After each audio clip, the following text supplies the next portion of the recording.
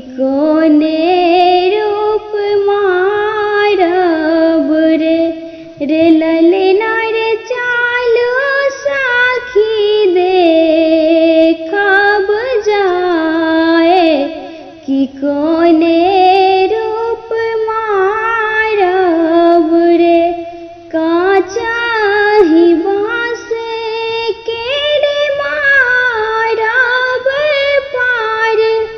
संग घेराओल रे ललना रे मानी बर लागल चारू खाम्भ की खाम्भ बार सुंदर रे रे ललना रे मानी बर लागल चारू खाम्भ की खाम्भ बार सुंदर रे खटिया बसाल राजा दशरथ पाटी या कौशल्या रानी रे ललना रे कहाँ कहानो ते पठाएब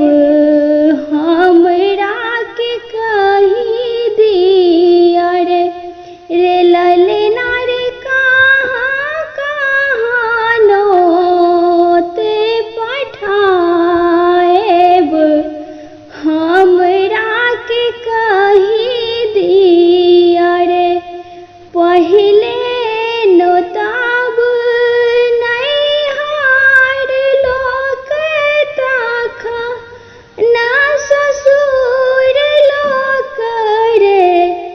ललना रे एक नाही नोतब नदी लोक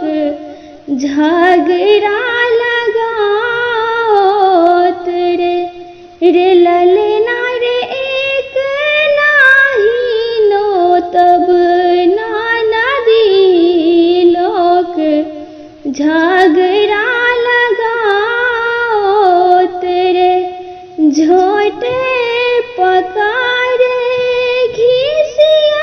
घिसियात नैहर का बसात रे ललना रे करब हम दोसरा बियाह की बहिन बजाएब रे रे ललना रे करब हम दोसरा